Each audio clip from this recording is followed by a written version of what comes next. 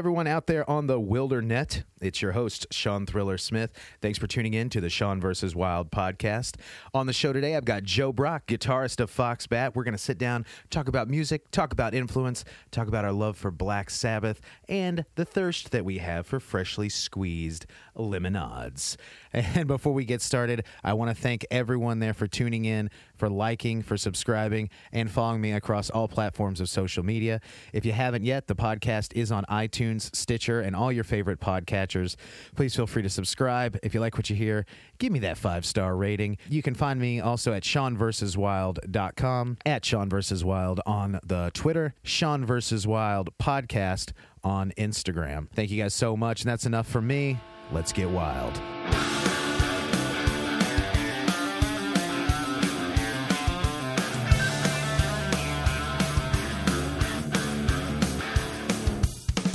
Yep, hang on a second. Okay. I'm going to take one off. Just keep this natural. Because I got you over here. I want to look like Ariana Grande dude. when I do this podcast.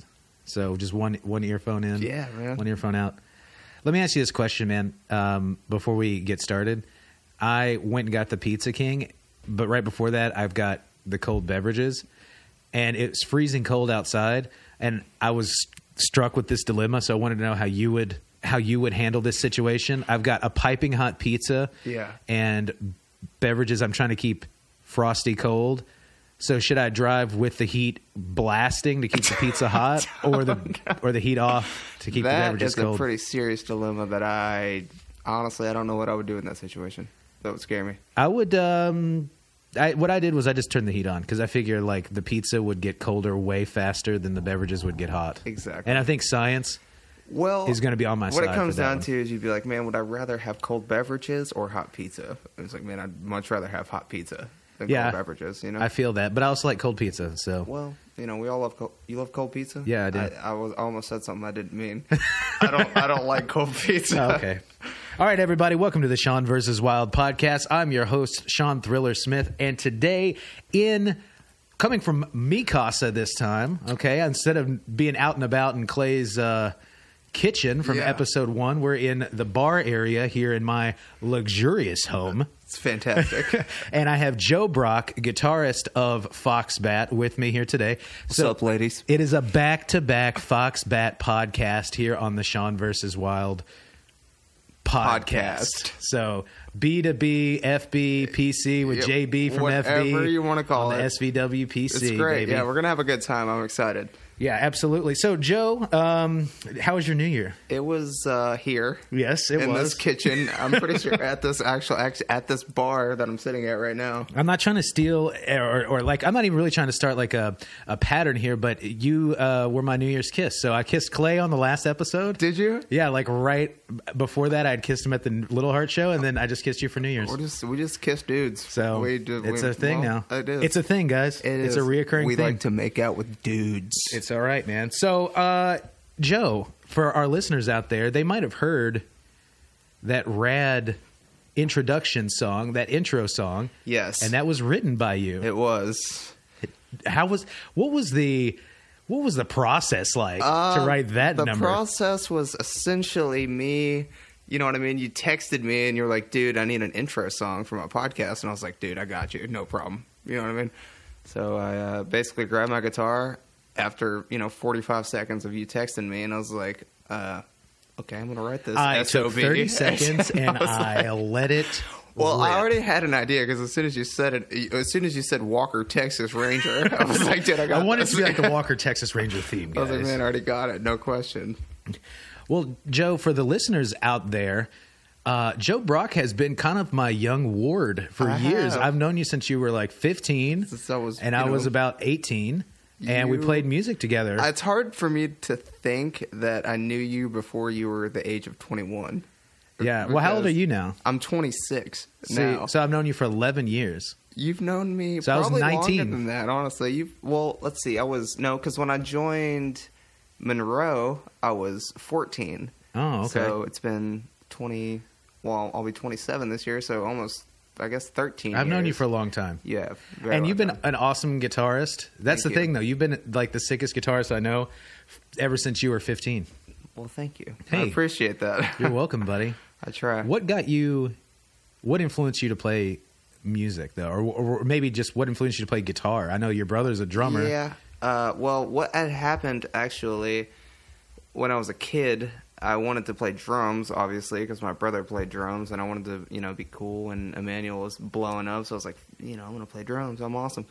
And my mom was like, there's no way in hell you're getting a drum kit, because I've been dealing with this shit for 10 years already. I'm already dealing with this with your brother. Exactly. So she was like, my brother was like, man, he's like, you need to be like a singer-songwriter. And I'm like, I don't even know what that means. You need to be like Cat Stevens. So they got, James Taylor. They got me this little Stratocaster. It's baby blue with like some just tiny little custom combo amp. And my mom actually taught me how to play it. I had no idea how to play guitar. So my mom like sat me down and she was like, this is a G. You know what I mean? How did she know how to play guitar? I have no idea. But picked it up. I guess your mother was like kind of a flower child. She moved to California and that sort of thing, right? Well, she grew up in the hood. Oh, okay, never mind. Well, she grew up in Portland, man. Okay, so not when she met my dad. They moved to California, and that's where they had Anthony. And then they moved back here. Maybe I'm putting your mother like way ahead of her. Yeah. I was like, oh, she's like a hippie from the 60s. She's like a hippie. No, but she was born in 55. She's born in... Okay, yeah. So she would have been old pre-hippie, but... She could have been playing... If she played guitar... If you played guitar at 15, she could play guitar at 15. I don't know if she's ever she would have caught smoked, it. The devil's lettuce. Yes, the cabbage. I doubt it. When we were talking the other day about how we were so into Black Sabbath and how we wanted to write the most evil riffs. Yes. And it was like, we need to draw a pentagram on the basement floor. I was like, your mother would never allow that. No, absolutely not. A pentagram. No. I went to a Catholic school my whole life, and no, she would disapprove Mom, very much. Step out of the pentagram. Step out. Seriously, though. That's pretty much how it would go down. Yeah, my mom would never approve of a pentagram. Absolutely, no. But that's pretty tight, though, that TB was the one that taught you how to play guitar. She's an old soul. I don't know how else to describe her. She She does. She's pretty gangster, dude. That's just the only way I know how to describe her. She's cool as fuck. Sorry, I didn't mean to... Hey, you can say cool if you want. The F... Fun. She's cool as fun. I didn't invite your mother to like the podcast yet. So once this airs... I think you and my mom, Sean, have like this old like crush of some sort. What? This is weird. I'm editing that out. All right, Joe. So, yeah. It's like I'm editing that. So what got you... Okay, so your brother played drums. He did. And then... He tried. You tried, but you decided to play guitar. I did. Well, they made me play guitar because I wanted to play drums, and they wouldn't let me because it was way too loud. So they were like, here's a guitar. Good luck. And there you go. My mom showed me 3 chords, and the rest is history. And the rest... That's true. So what were like the first bands that you were into, or like what are your like big influences, I guess? Obviously, huge influences are burned into my skin. We got, Saves the Day, obviously, huge. I guess you don't really hear it in the music that I write, but Saves the Day is like literally what I listen to every day. Fantastic pretty band. much, yeah. And Deftones, huge Deftones fans, huge Led Zeppelin fan, big Black Sabbath fan now. As about like 2 months ago is when I got into Black Sabbath. They're the best. I remember like being like real into like grew up like liking country music because my mother, like my grandparents, listened to country. Shania Twain as a kid. I feel like country was so hot though when we were younger. It was like the pop music. We have like a generational gap a little between us, but not a lot. But when I was growing up, country music, I did listen to a lot of country music. When you say influences, I think of things that I listen to, but now, like currently. But growing up, I listened to a lot of country music. Right, a lot of country music. Well, I grew up on country, but what I was saying was like it fit into when you were saying that you got into Black Sabbath. It was like when I first heard Queen. Like, I was really into Queen, but of course, like, We Will Rock You, We Are the Champions, and Everyone Bites the Dust. You would hear that at, like, any sporting event. You would hear that on the radio whenever, on Mighty Ducks movies. Right, yeah. So it was, like, it was a popular thing. And then I got into Kiss, and, like, Kiss was, like a comic book, basically. And, like, they had, like, this big image, and their music was, like, not heavy at all. No. And then I remember my sister was dating a guy at the time, and he was like, oh, you like, older rock and roll. Here are some CDs, and one of them was Paranoid by Black Sabbath. And when I heard it, I was just like, mind blown. Totally different than anything else I had heard? I went to the Peddler's Mall when I just got into recently to collecting records. I actually don't collect anymore, but I was like, I found, I was, scouring through the records, and I was Perusing. like, yeah, if you will. And I was like, I've honestly never really listened to Black Sabbath. And I saw Masters of Reality, and I was like, TJ, I was like, a friend of mine, TJ, I was like, is this a good Black Sabbath record? And he's like, dude, that's the best Black Sabbath record. And I was like, should I buy it? And he's like, but I was like, okay. So I bought it, and I played it, and I literally just, there's two sides to a record, so I would play the first 4 songs, and I flipped it over and played the other 4 songs. I was like, oh my god, I cannot believe that this is the first time that I'm ever hearing this as a 25-year-old adult. Yeah. You know Don't worry, I mean? I'm going to learn you on some Black Sabbath probably just later on here after this podcast. We'll probably just keep enjoying the Rockies here. Yeah, Today's drink is the Coors Light. Last podcast was Miller Lite. Oh, well. So we did enjoy some Pizza King for the session, though. I had 4 middle slices. I didn't get any corner slices. But, you didn't get any corner. All the power lies in the corner slice of a Pizza King pizza. Dude. Any Hoosier out there, I said this last show, but any Hoosier out there will know all the power lies in the corner slice of a Pizza King pizza. It is an Indiana tradition since 1956. It's true.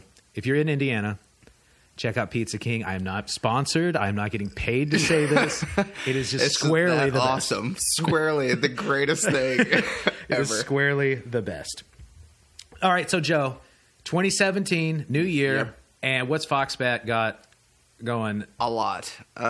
We put out Eat My Young last year in July, and ever since then, I don't want to say it's been a struggle, but it's been I don't know how to describe it. It's been a process for us, you know what I mean, going forward. Because writing those songs that I wrote for Eat My Young, a lot of those I've been sitting on for like 2-3 years. You know what I mean? Like a long time. Well, you have all the time in the world to write your first album. Exactly. So like I had all the time, and I'm like, man, these riffs are so good. You know what I mean? Like they're heavy, and they're rocking or whatever, and they're pretty southern and kind of Every Time I Die ish. You know what I mean? Whatever. But going forward, I don't necessarily want to write songs like that anymore. So I've kind of been struggling with the transition, if you will. Well, you can't just make the second record. Right.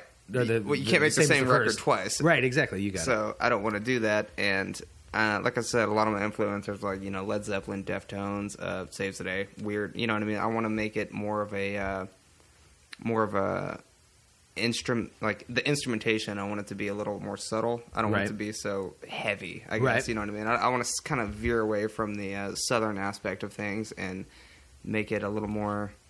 Well, I feel like you guys just really exploded last year, though. And I feel like you guys were doing more, because when I initially heard the concept, it was like, well, we're not going to do this or this or this. And I feel like you guys are, you're playing out, and you guys are got these bigger shows, and you just won some sort of award for the most. Yeah. That was pretty cool, actually. What was the award? Man, it was the KLL award. Keep Louisville Loud. Keep Louisville Loud. We won Best Rock Album and Best Rock Single, and I was like, man, that was pretty cool. That's awesome. I was pretty excited. I was like, man, because I wrote Mahler. The Mahler won the single, and the whole record is Mahler basically. Like that's my favorite song on the album. So that's an awesome song. And I talked about the video last podcast with Clay, and I posted it recently to Facebook. But you guys have another video though. You guys just released a video for The Great Redneck Hope. Yep. What is that about? The video or the song? The song, like I said, I write all the music. I let Clay deal with all the lyrics because I'm not a lyricist. I don't write lyrics. I can write melodies pretty good. But essentially what I've gathered from it is that it's basically about... It's a political in nature. Political, yes. And, just rebel against the... establishment. Yeah, if you will. But the video, I honestly have no idea. Going into it, man, when we... what's his name? I kept calling him Montrell. I can't think of the dude's name. Jamal or something. I don't know. This dude. But he was like, man, or Clay told me, he was like, man, we're shooting a video. And I'm like, okay, cool. For what song? It's like The Great Redneck Hope. And I was like, all right, sweet, whatever. And so months go by, or a month goes by, and this dude's coming out to all of our shows and recording, filming everything. And I have no idea. I have no idea what's going on. I forgot all about that. Maybe if you knew you were being filmed, you would have worn a top hat. I would have tried to pants. look a little bit cooler for sure.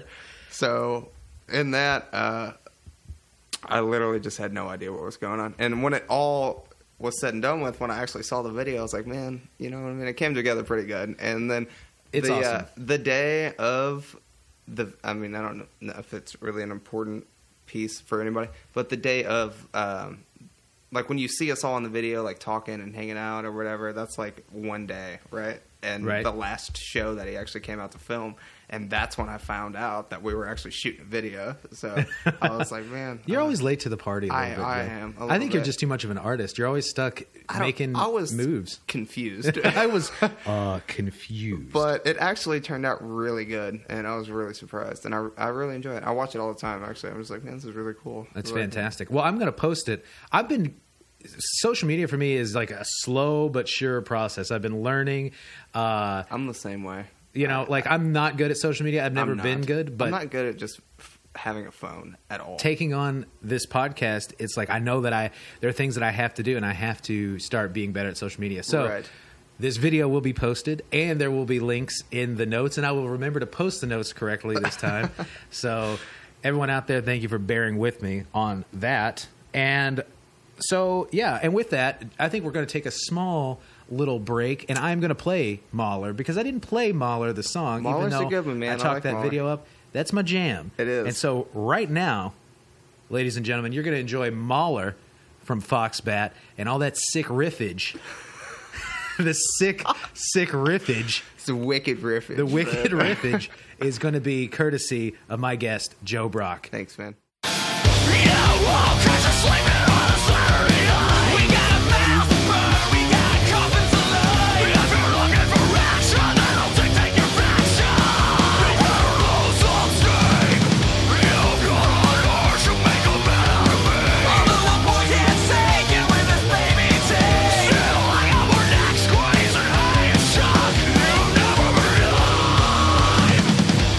Just one drunk, mercy fuck, away from understanding, goddamn.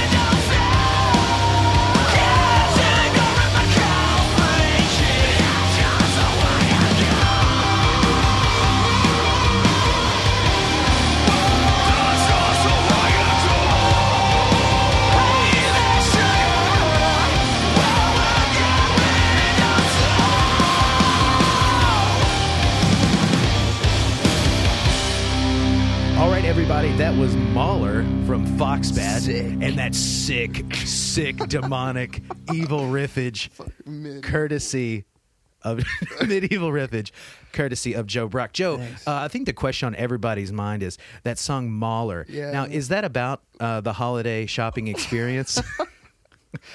You know, we're a bunch of like grungy punk rock kids, and we love hanging out at the mall, so we figured we'd write a song about the mall. I don't blame you, know what man. I mean? Shoe Sensation, Yep. Payless. You got to get those Orange deals. Julius. If you need me, Yeah. I'm going to be ingesting all those Juliuses. All those sweet treats. I'm going to and be hot hopped up on the dogs. Julius. Yes. All right, Joe. Well, I heard that there is a show coming up. There is, yeah, the last new vintage show. Apparently, it's the last one. I don't know if that's true or not, but I'm hoping that is true because that would make it even cooler than it's already going to be. It's going to be a big send-off. It will be, yes. The new Vintage is a fantastic venue. It's a staple. It's been around for a while. I feel like everybody in Louisville's probably seen a show between when it used to be called Uncle Pleasance Oh yeah, and yeah, now back the in new day. Vintage. Yeah, we'd go there all the time when I was younger. And, you know, we went and saw Armor for Sleep, My American Heart, all those bands back in the day when I was like 16. So Right. Well, okay, so tell me about the show. What day is it and who's playing? What are the deets? the deets are: it is on January the 14th of 2017. That's actually this Saturday, believe it or not. We're playing with Jimmy and the Two-Tone Leg Benders. You know who that is? I am not familiar. You're not familiar? It's a pretty extreme band name. I'm pretty into it. They're kind of I'm into that. like bluesy, rocky. You know what I mean? They jam pretty hard. Cliffy Madden, you know Cliffy? I He do plays, know Cliffy. He slaps the pots and pans. He Oh, plays heck the yeah. bongos in that band. Amazing drummer. He's got, amazing drummer and awesome audio setup. I saw a video he did for Kevin not too long ago. Oh, yeah. So, The Sumerian thing. yes, whatever shout it out was. to Cliffy. Yeah, man. And if you can give me some tips, just, feel free to slide into my DMs, Cliffy. Okay, so Jimmy and the Two-Tone Leg Benders. Sacred Sorrow, which They're coming out of retirement, I guess. Yeah, it's been a while for them for sure. I haven't probably seen them since when they played with Baby. Yeah, I remember they played with you guys on that Halloween show in the middle of the street somewhere in New Albany. You remember that? That was some time ago. I was dressed like Vanilla Ice. I was Justin Bieber, I think. Perfect. Yeah. And Clay's other band, Light Treasons, which you guys heard that one on the last podcast. Oh, yeah, I last imagine. week we played Light Treason. So he's going to be playing Double duty. double Yeah. duty. He's going to be pulling double He is, man. duty. His back's gonna be hurt. He just pulled landscaping duty. He pulled landscaping duty. Well, Clay, I'm going to wish you the best out there. So Yeah. January 14th, 2017, the new Yes. Vintage, Light Treasons, Foxbat, Sacred Sorrow, and Jimmy and the Two-Tone Leg Benders. I'm going to go. I'm going to check it out. You better be there. It's gonna be a good time. We're gonna I have will. fun. A lot I of will fun. be there. I will be there, and I will We're gonna buy a Keystone Light in a bottle. That's Oh, the do thing they that I have know. those there?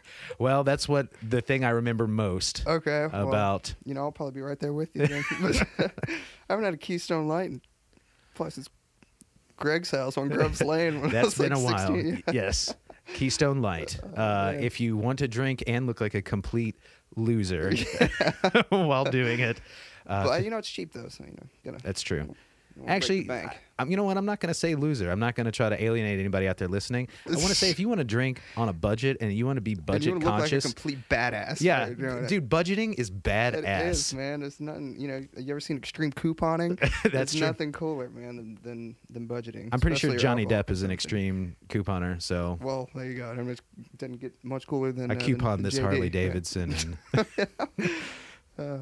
Joe, now I touched on it earlier that we have known each other for a very long time, but I failed to mention that the reason why we know each other is because we've been playing music together. Exactly. We started playing music together, Yep. and you are the original guitarist of Monroe Well, and Heartbreak Kid, or not the original guitarist of Monroe, but you were the Original guitarist of Heartbreak Kid. I Heartbreak guess, Kid, yeah. yes, and Creatures, Yep. and you Baby, played yeah. in Baby, yeah, also. forever, yeah, a long time. I've played in your band for an extremely long We've time. been great friends for We a long have. time, and just to be honest with you, I feel like my favorite album, my favorite recorded piece of material that I was ever involved in was Trash Talk. Yeah, was our second absolutely. EP, Yeah, and that's my favorite as well. in retrospect, I feel like that album just had you written all over it. The guitar work, Thanks, man. that's what kind of set.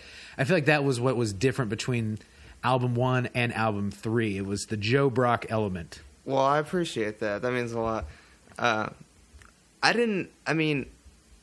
Writing that record with you and with Kevin and Bray Boy, obviously, And then the mix-up of bass players that we had. You remember Hellhound? Oh, Hellhound. Yes. Shout out to Hellhound. We had Hellhound and whoever else was playing bass. But going in... Once we got Blake, though, it was like... Yeah. We hit the ground running. Solidified. Yeah, Blake's an amazing bass player, too. But...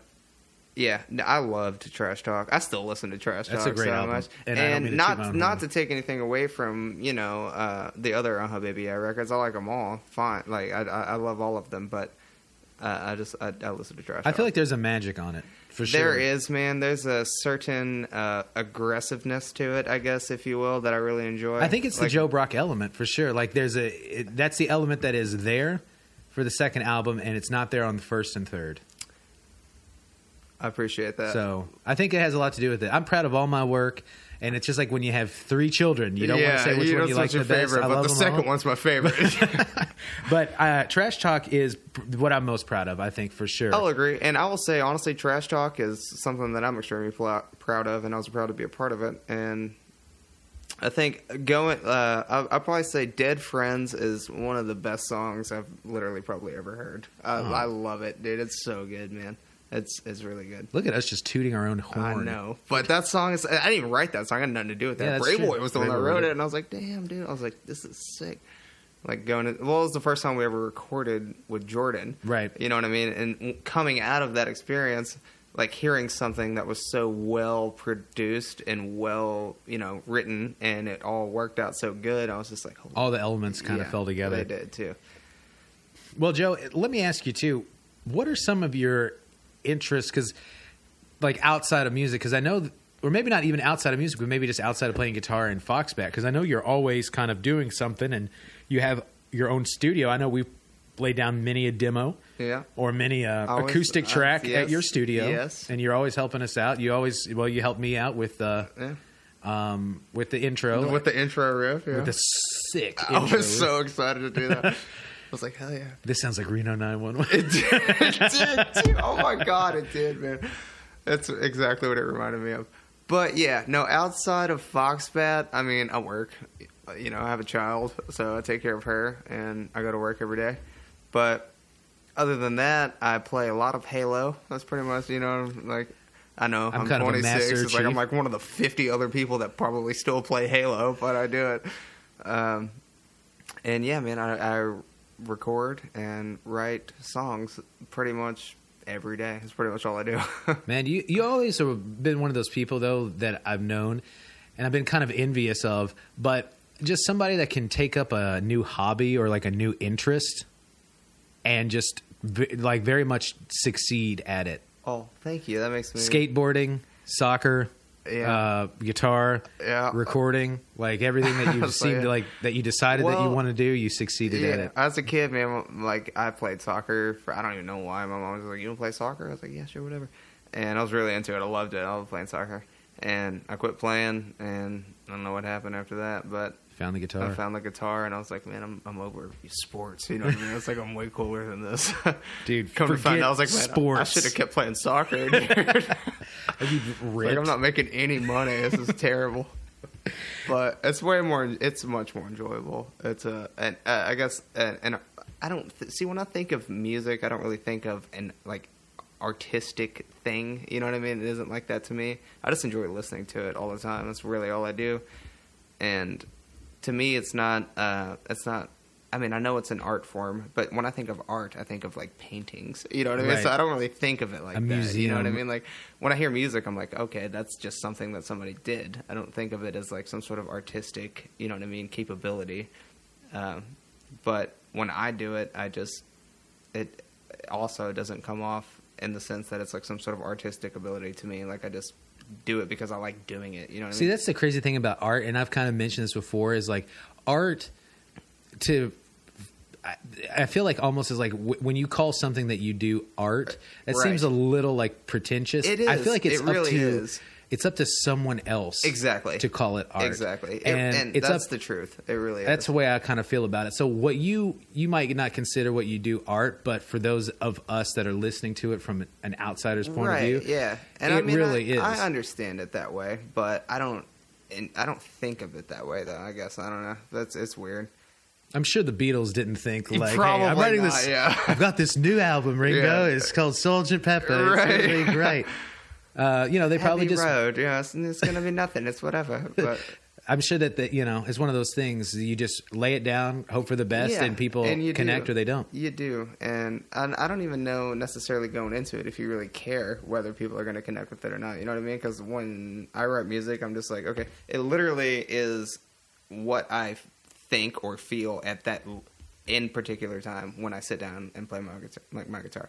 That's literally what I think of as whatever I'm doing or feeling. That is what I try to make. Channel, essentially. Well, see, and I feel like there's power to that. Like you're putting something, you're creating something, right? And all your feelings, all your. But I don't necessarily want anybody to relate to it when I do it. You know what I mean? I just do it just to get it out of my system, kind of thing. You know what I mean? I don't necessarily do it so somebody else can be like, "Oh man, I can relate to that." I don't really think about it like that. Yeah, I think that's the nature of the universe, though. You put your feelings and you like charge your sigil, kind of, you know what I'm saying? Like you put a piece of art and you put all your emotions into it and then you send it out to the universe and then it just kind of comes full circle. People just listen to it or connect with it, and that energy radiates back to them. That got deep, man. It did, man. It got super deep. I'm not trying to come off as like some arrogant, I don't give a shit. You know what I mean? Like that's not what I think. I just literally do it because it is like an outlet for me of emotion. You know what I mean? Like that's just my way of dealing with it, of whatever I'm dealing with. I mentioned this last episode too, though. That's the way to make, and maybe that's the Joe Brock factor. The way to make music, or the way to make something, is not to go about and say, or at least this is my outlook on it, not to go about it and say, I'm going to write the next great pop song because everybody loves music that sounds like this. Let's go ahead and write a song that sounds just like this, and it's going to be perfect. Way to go about you just write what's in your heart, do what you feel, and then that people really connect is to like that. the true way. And even if nobody cares or nobody gives a shit, like, you know what I mean, that's honestly the best way to go about it. Because you did it for you the whole time. And like I said, I'm not trying to sound cliche or anything like that, but that really is why we enjoy listening to music. You know what I mean? Like, it's what we do. And you listen to songs that you can either relate to or you just enjoy listening to. You know what I mean? So going into it, when I write, I'm just like, man, this is how it feels, what I'm doing, whatever. And a lot of times it's just like heavy ass riffs. I don't know why. Sorry. Well, let me ask you this. Just talking about, I guess maybe what you have written might not be considered, or you don't consider it art, but what albums or what music would you listen to that you would say would be like your favorite? Like what album, if you had to pick one? If you had to pick one. Stay What You Are. Stay What You Are by Saves the Day. And why does that connect with you? Why would you consider that art, or why do you consider that your favorite? Lyrically, I didn't really understand it when I was, 11 years old when it came out. But I just, like, the melodies were so good and it was so catchy, I just liked it, you know what I mean? But growing up and just consistently listening to it nonstop, I really understood what Chris Conley was saying, and I understood the lyrics a little better, and I educated myself a little bit, and I was like, oh my God, I'm like, this is incredible, man. Like, it's mind-blowing. That record still today is absolutely mind-blowing. I feel like it's in a league of its own. It is. It really is, man. I've never honestly heard anything. And even other Saves the Day records can't even really compare to how good that record is. Right. I agree, though.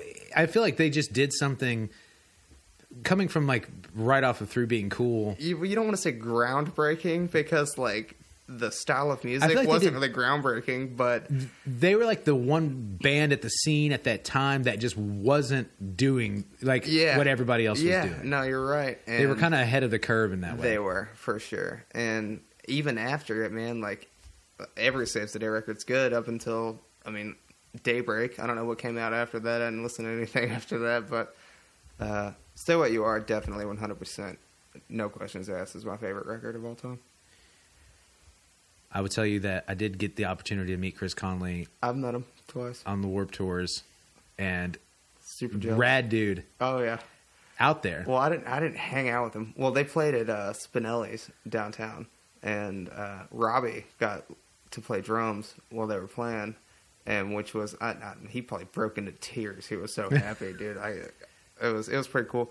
My brother played with him a little bit, they would just let anybody come up and just play with them. Like, they didn't care. Like, they all live in Nashville, so they just drove up to Spinelli's in downtown Louisville and played a show. And there was only 100 people allowed in the building, and you were one of them. Well, I was lucky enough because they didn't have any drums.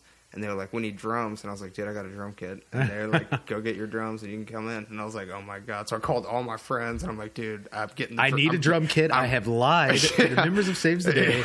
I have told them I have a drum kit. I had a drum kit. And I was like, man, I'm going to go get my drums. And my brother's like, dude, you got the drums? I was like, yeah, dude, I got the drums. And he's like, I'm coming. And Robbie's like, dude, I'm coming. And everybody's like, I'm coming. Bro. And it just worked out to where I was like, man, can these people come in, please? They want to see you play so bad. And they're just like, yeah, man, I don't give a shit. Just let them in. Who Fantastic. cares? Yeah, it was awesome, dude. It was a great experience. I had a similar experience, not as cool, but I did get to see Coheed and Cambria in Louisville. Super jealous. In front of they only allowed 100 people in, and this is how. Was it an acoustic set? No, this is how old I am. Okay, so this is probably 2003 or 4. They were just playing some like demo tracks off of In Keeping Secrets. Really? So it's a long time ago, but it was like maybe a month after the whole Great White incident. I don't know if you remember that, but there's a band called Great White, 70s and 80s band, and like apparently they were playing these small clubs on their tour, and they had pyro, and the pyro burnt down a club, and people got stuck inside the club. It's tragic. I know story. It's not funny, but damn, dude, yeah. So it's a real thing. So basically, like people, like there was like people got killed and stuff like that, and it was kind of people died. People died in this thing. Jesus Christ. So didn't mean to bring the podcast down, guys. I'm just giving you a history lesson. Like, jeez. Anyway, so it was like a month after that happened. So they were very They were very restrictive. Yeah, as far as this only has a 100 cap. This only, and right. I saw him at Aslan's Howe, which was that small art gallery yeah, dude. On Bardstown Road, and it was not just Coheed and Cambria, but it was Hope's Fall, Rocking Horse Winter, nice, and I can't remember. Maybe it was just the 3 bands, but I went there and I had gotten in line, and I just remember like driving and just seeing this huge line, and my heart sank because they were like, they're only letting 100 people in. And I just walk up, and the first person in line is a friend of mine from high school, and he was like, "Hey man, what's going on?" Dude, that's so awesome. And yeah. In retrospect, 13, 14 years later, I cut the line. I cut in front of everybody. You just dicked everybody off. I was the worst. Shit. Whatever. But I did get to see Coheed and Cambria in front of 100 people. That's with awesome. Hope's Fall and Rocking Horse Winter. That's awesome, man. So I love Coheed. I've never seen Coheed, and I'm super kind of pissed. I've seen them a few times. Absolutely, like, fantastic. And it's so crazy to see them. Like, the last time I saw them was at Bonnaroo, probably. Like, I saw them in, like, 2012, maybe. Or maybe I saw them in, like, 2009. I can't remember. I don't know. It's been so long ago. Sort of time warp. But it was totally different than any other time that I ever saw them. Like, the stage show was gigantic. That band being, like, the best band probably that you've ever seen. Instrumentation is so incredible. Instrumentation was nuts. But that's the whole point. They had this huge live show. They had like all these backup singers, and like they had so much going on. The last time I saw them, and it was the complete opposite of every other time I saw them before. Really? That. Yeah. Wow. Every other time it was just 4 dudes playing. Like, you can appreciate both, though. I appreciate the elaborate stage setup with the lights and stuff like that. I saw Jimmy Eat World at Headliners, and it literally changed my life. I was so... Jimmy Eat World is such a great band. It blew my mind, dude. I had no idea. Well, they opened with... what's that song called?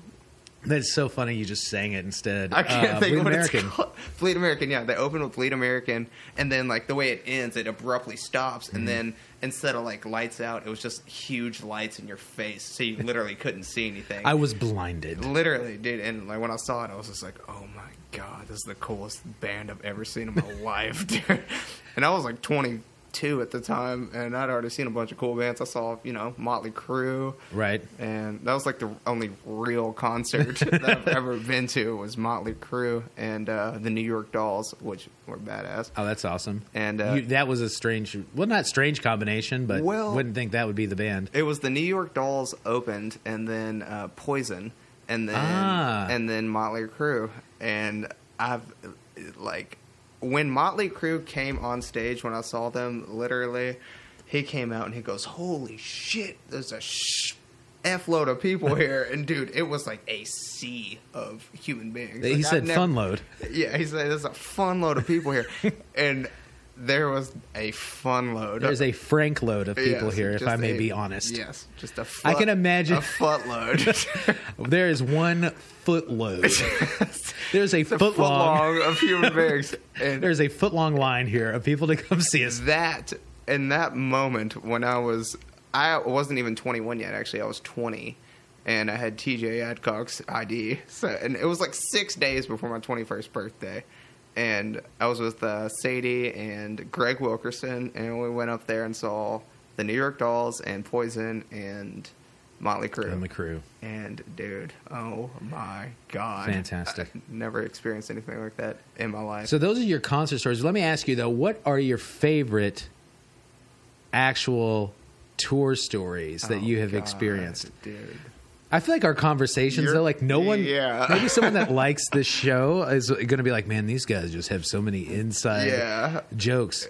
But I remember that all day. All of them are going to be with you, right, for sure, 100%. I remember that day that at Warped Tour, and it was really hot. And you gave me...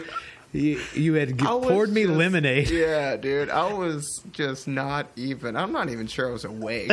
One for me. Said that. One for you. And you were like, Sean, 2 freshly squeezed lemonades. And I was like, dude, I'm so into lemonade. I'm like in the Illuminati. I was like, dude, I was like, man, we just drove 36 hours to get here. I don't even know what day of the week it was. You know what I mean? I'm just like, man, here's some lemonade. And you're just like, yes. And you just pour it on your face. Freshly squeezed lemonades. I love lemonade. I'm like in the Illuminati. So funny, We had so many great times that were just like you and I doing dumb stuff. Like, came up on my Facebook the other day. Do you remember when we decided that we were going to wear cowboy hats and take sepia-toned photos? I saw that in the middle of the desert. Mad Dog Smith, Cacti Joe, the Cacti Kid. The Cacti Kid. Yeah. And I was like, oh my God, man, we're like in the middle of Arizona or something. Like tumbleweeds flowing across the ground. Like, I don't even know what state I'm in or where I'm at or what year it is. And you're just like, yeah, that was a really funny Touring time. with you is always great because we keep each other company. Yeah, very entertained by doing the dumbest stuff. You get so slap happy and you just are so sleep deprived that you can't even think. So you just say this dumbest shit. and people... It is so true. Like, that's how it really is. Like, out there. Especially on Warped Tour, man. That was brutal. That was... easily the most brutal tour I've ever done. You cannot sleep. You can't go to sleep. I mean, you sleep 3 hours, and then you wake up, and then you drive forever, and then you do. You got to be up early to sell the merch, and 6 a.m. Yeah, it's terrible. And you're there all day long in the heat. In the heat on the Arizona pavement in a casino parking lot. Las Vegas. You remember that? I do remember the Las Vegas date specifically because I was in the casino all day in long. In the AC, just soaking it up. In the AC. And dude, I remember going up to a truck driver at the Arizona date of Warped Tour. And he goes, man, he's like, dude, you can crack an egg on this pavement, dude. It's 127 degrees in this cab. And I was just like, holy shit, dude.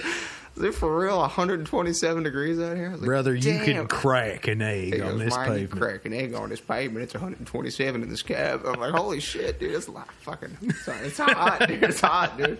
That is hot. But yes. So, Joe, where can people find you on social media? Like, if someone wanted... me personally? Maybe you personally, the music. The music, you can go to I tell everybody this. Like, man, we don't Facebook or Instagram very well, so we're just like, go to YouTube and type in Foxbat music. Right. Because if you type in Foxbat, you're going to get a bunch of airplanes every time. A bunch of sick. Just a bunch of sick fucking airplanes, dude. That's all you're going to get. And that really is all you'll get. But you can search at Foxbat Music Instagram, or you can just type in Foxbat on Facebook or Foxbat Music on YouTube, and that's where you'll find everything. Fantastic. And luckily for me, I have all the links from last week's podcast. Yeah, it's like ready to go. It's already ready, guys. So, Joe, before we head off into the sunset... On our horses. We are horseback. We are on horseback right now, guys. I don't know if you knew this the whole time. We've actually been on horseback. I said that I was at my home. We were briefly. Now we are on horseback. We have since left. It is roughly 1 degree. It's roughly 4 in southern morning. Indiana right now. Yes, it is. So check the old Apple Watch here. Dude, cool brag. Thanks, man. Yeah, this thing's a piece of That garbage. is a calculator, dude. That's it really is. Like, it doesn't even work. Joe's glorified calculator. I just want to tap on this real quick. Everything that I own doesn't work. I remember you were telling me earlier that your phone... Huge piece of shit. You said it was like 22nd century piece of garbage. Dude, I got like an iMac and like all this, high tech like gear, and none of it works. It's just a bunch of aluminum cans with string around it, man. Trashy, dude. It might as well be. It's all trash. Hey, man, what is it? I didn't know Banana made this computer. Exactly, dude. It's like, damn, dude. So before we ride off into the sunset, do you have any last words for all the listeners out there? No. No? Just kidding. I gotta say something. You put me on the spot here. Smoke cigarettes. If I could give advice to anyone listening right now, it would be go ahead, go straight to the store. You are going to want to light up. You're going to get a Sally Mae Smart Loan. That's what you're going to do. You're going to want to go to the store. Get some government grants. You're going to go straight to the Dairy Mart. Dairy Mart in Jeff on 8th Street. You're going to get a Powerade. Do not get a Gatorade. Cigarettes. You're going to get a Powerade and cigarettes. You're going to get a lighter with your astrological sign on it. Get the one that says dude. Yeah, just the one that says dude, and then your friend will get one that says sweet. And then just light up, bro. Just smoke. That's the worst piece of advice ever. It's 2017, guys. New year, all new you you. Can do, man, it's like, I know you're trying to make a better you, but just smoke. Look, man, you're just gonna just give up on that, man. This is you're just gonna botch it anyway. It's the second week of January. You really need to start smoking. Just level with yourself. Quit lying to yourself. No, guys, it's 2017. New year, new you. Give up the new resolution. What was your New Year's resolution this year? I didn't have one. You didn't have a single one? I couldn't think of anything. I always have the same ones. It's always like, I'm going to get thin, and I'm going to... Well, you can't get any thinner. Well, I just keep getting... Disappear. I get thin, and then I get fatter. You don't, though. During the winter. Well, you lost like 400,000. Yeah, 400,000 pounds, dude. I used to weigh 400,200 pounds, and I lost 400,000 pounds. You did not. But you've lost a significant amount of weight. I know, but I'm just saying, every year it's always like, I'm going to clean up my act. I think that too, but I never do. I'm just like, man. This year is going to be, I don't know. It's going to be different, man. I'm going to do it. I'm going to do it, man. But my big resolution this year was I want to have a podcast, and I've been thinking about doing this podcast for that's a long not time. A resolution. That's a goal. Yeah, that's true. Which I appreciate, which is great. And I had the idea on my birthday this year. I turned 30, and I was like, I have to do this. I'm going to do my podcast, and I started looking into gear, buying gear, and I put it off. I felt like the first podcast was very spur of the moment. I had everything ready. And I interviewed Clay, and then the holidays came, and it was like, man, I really got to figure out how to make like an RSS feed. I got to submit to this iTunes thing, and I got to build a website. Man, I got to buy other people's stuff instead of myself. And yeah, my money was really tight, but I spent that whole month, I feel, between the recording of this episode and the last episode, spent a whole month just really honing my craft and figuring out how to do it. And so now I just feel like that is going to be my next step. So now that I don't have a band full time, I want to take all my musical well, I guess knowledge if and that's a forward resolution in the sense, I would say that my ultimate goal this year, my resolution for 27 would be to just write the next Foxbat record. Yeah. Any idea on when that would be coming out or anything like that? Hopefully we're going to go into the studio in May. That's the goal. Mm-hmm. We've already solidified that as the date. So we're going to the studio in May, which I got a lot of work to do. I should probably go home and start writing guitar parts. But I can't. I'm cashed, man. I've already decided I can't write any more guitar parts. Not without the pentagram and the Black Sabbath. And the Black Sabbath, yeah. Well, now that I've recently gotten into Black Sabbath, I just opened up a whole new floodgate. Exactly, of just emotion and just riffs. So I'm back. I'm back, baby. Real quick before we leave, I just want to say, touching on this is going to bring the podcast, I don't know, semi-full circle. But remember that time that we randomly went to my mother's house, ate steaks, and watched that Black Sabbath documentary. I will never, at my mother's house in my entire life, forget that moment.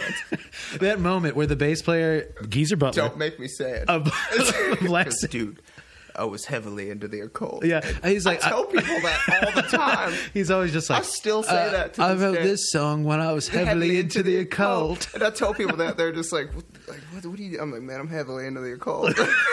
What's the secret to your writing? Just heavily into the occult. Like, I can't come to work, man. I'm heavily into the occult. Heavily into the occult. I'm going to call into work tomorrow, and I'm going to say that. I was going to say that. Why can't you make it? I'm just... Guys, I am... heavily just swamped. I'm swamped. I've got a lot on my plate here, guys. I've got a 6-sided plate.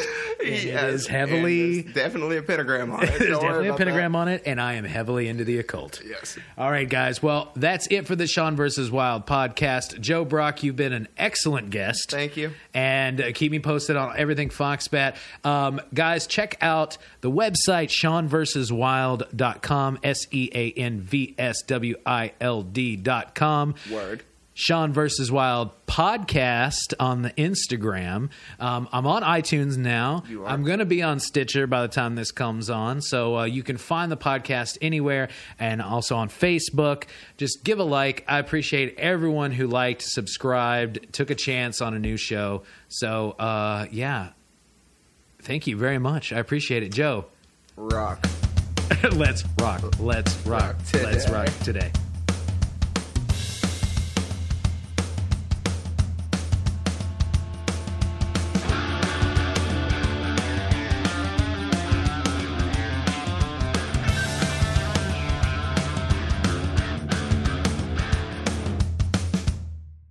Smoke cigarettes.